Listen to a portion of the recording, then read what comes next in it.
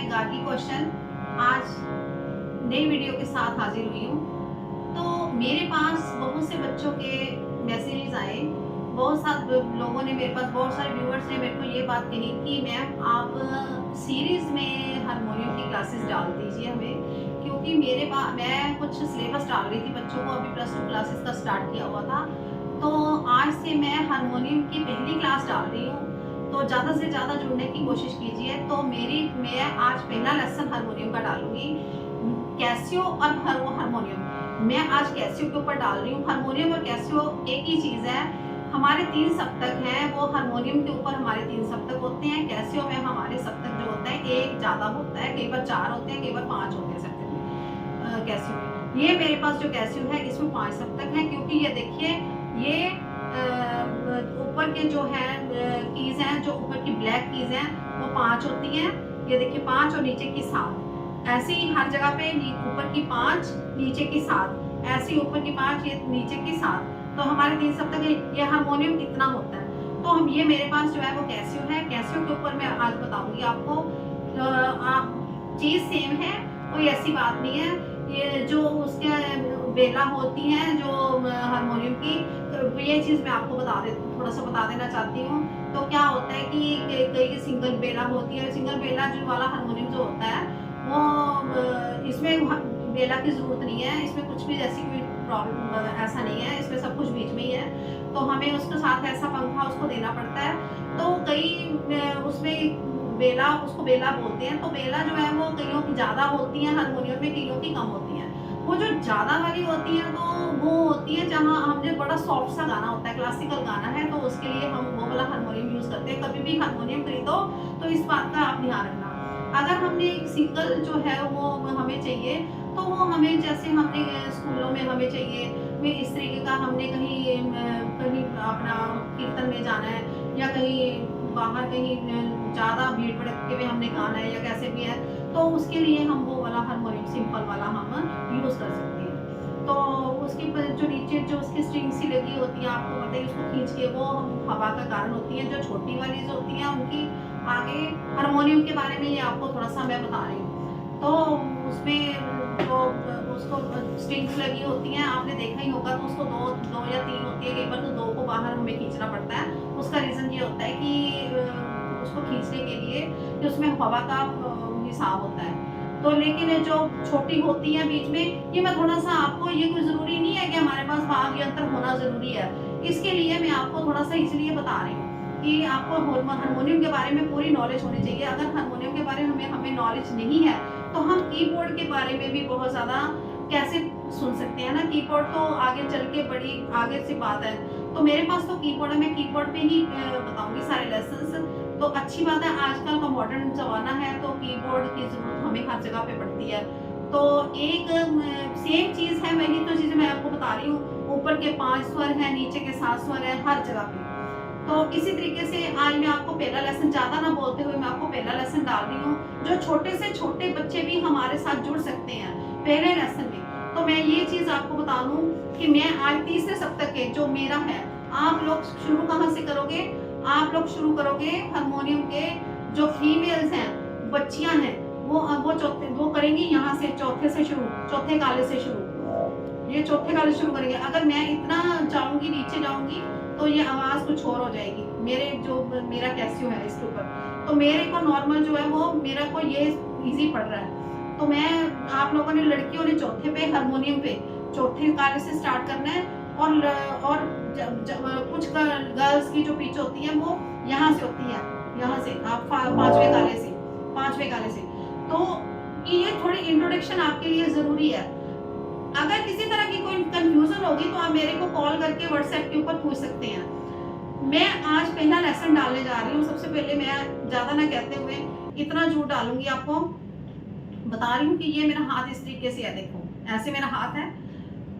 आप ये मेरा हाथ देखिए, मैं ज़्यादा ना कहते हुए यही बात कहूँगी कि ये मेरा हाथ देखिए कैसे हारमोनियम के ऊपर है, ऐसे है ना। तो आप ये इसको ऐसे ही रखेंगे ताकि ये आराम से इसके ऊपर चल सके। उठा के आपने पहली सरगम, जो हमारी पहला अलंकार से हम स्टार्ट करेंगे, पहली सरगम से स्टार्ट करेंगे। छोटे से छोटे बच्चों के लिए स्पेशल मैं आप आपने अपने वही चौथे भी काले से स्टार्ट करना है हारमोनियम के ऊपर। सेम कीज होंगी, आपको कोई कंफ्यूजन नहीं आएगी। देखो,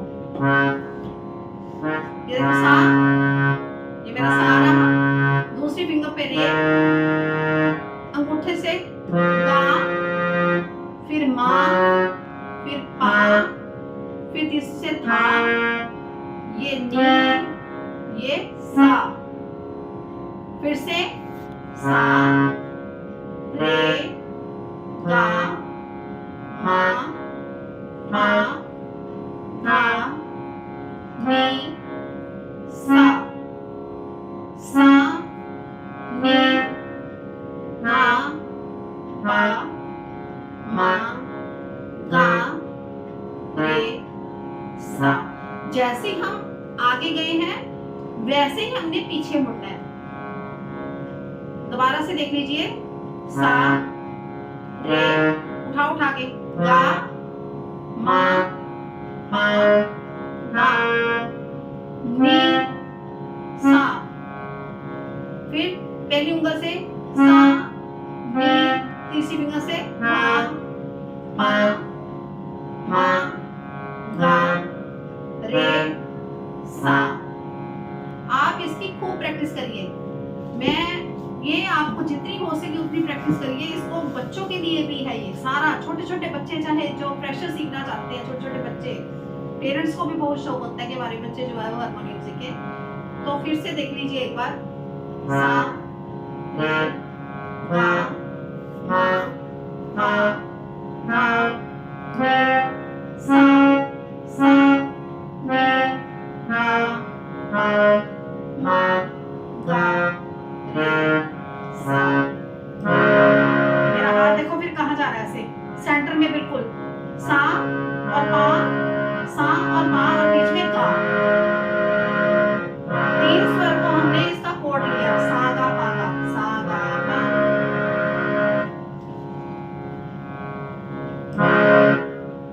तीन सप्तक है, मध्यक सप्तक, मध्य सप्तक और तार सप्तक।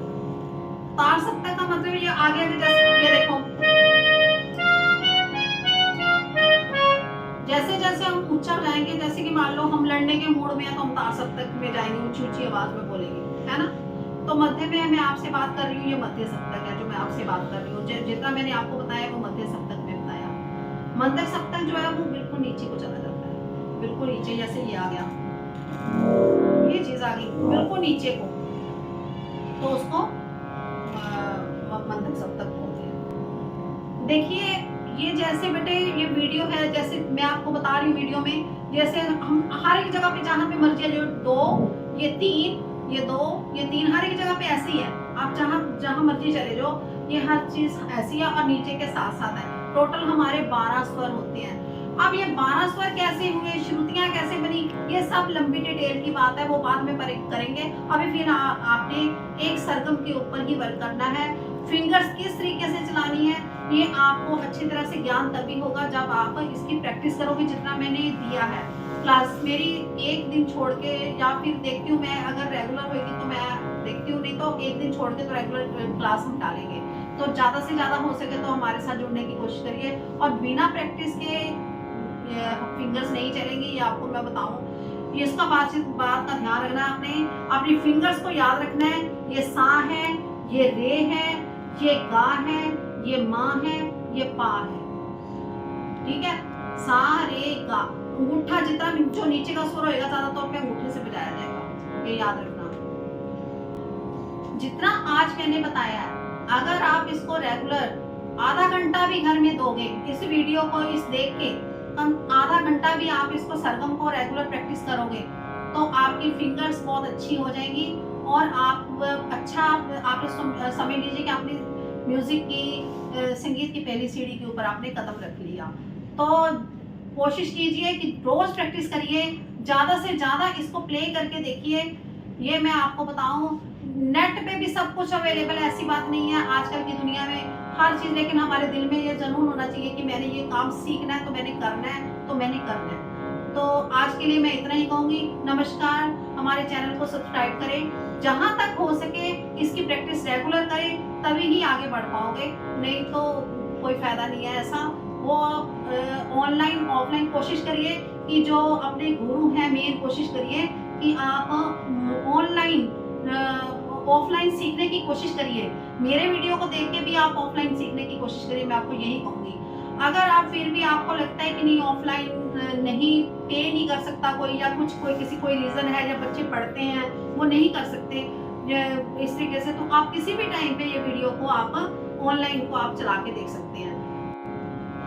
आप हमसे जुड़िए, हम तो यही कहेंगे कि आप हमसे जुड़िए। हम +1 +2 का सिलेबस भी प्रोवाइड करवा रहे हैं।